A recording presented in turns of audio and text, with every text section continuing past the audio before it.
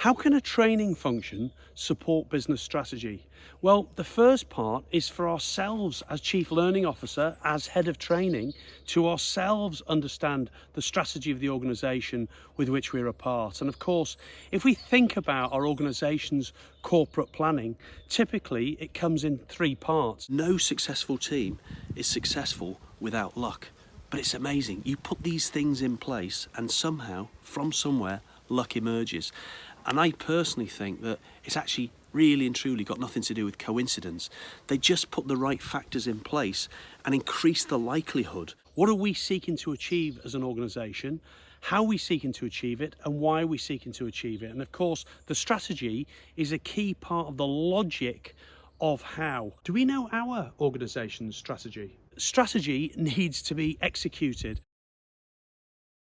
How commercially oriented is our training? Think very carefully about the environment that we have in place for our people and, of course, for our supplier partners and ecosystem partners and our customers to work with. And if our environment is energizing to work with and for, then I believe we're going to be much more likely to be successful. And there's many areas that make up an environment that we design.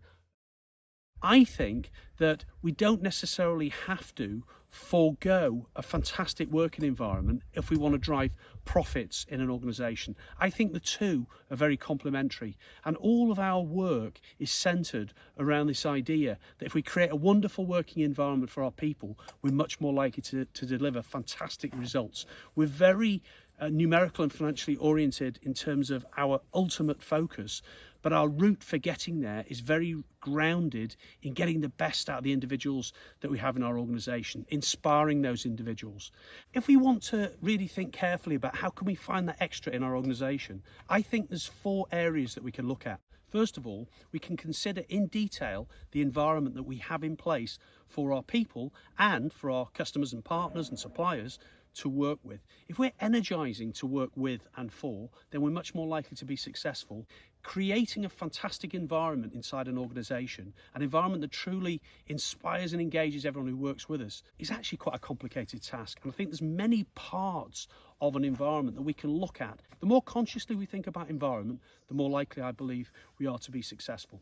Secondly, our leadership team is making day-to-day decisions, and I think the more commercial our leadership team, the better the quality of our decision making. And of course, we expect the CEO and the head of sales to be very commercial in outlook, but typically we won't find every role has quite such a commercial outlook. So focusing on the commerciality of our leadership team and ensuring our leadership team is commercially confident, I think the better the quality of the decision making that we will find in our organization.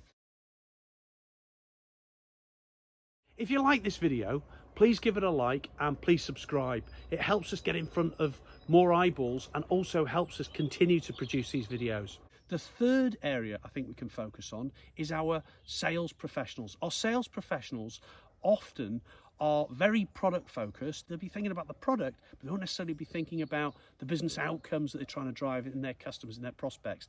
The better we can equip our sales professionals to get in the mindset of our customers, to get in the mindset of business leaders, to really think about business outcomes, and of course this takes education, training, coaching, guidance, experience, the more likely those sales professionals are to be successful. So I think if we can equip our sales professionals to be really commercial in outlook, that can really help us. And I think the fourth area is to think about those individuals that are frontline, day-to-day dealing with customers that aren't sales professionals in orientation.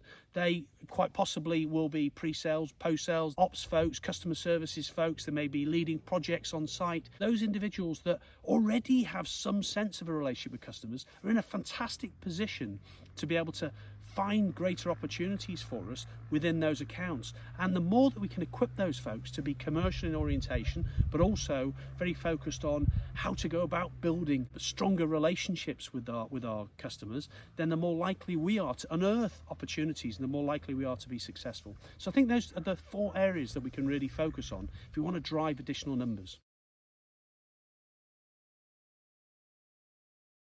Oh gosh, this chair's going to collapse.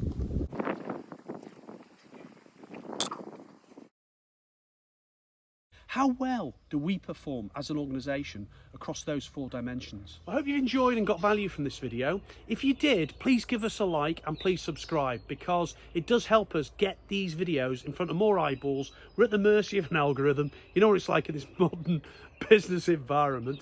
And please check us out. It's courses.outperformancehighway.com. Whoops.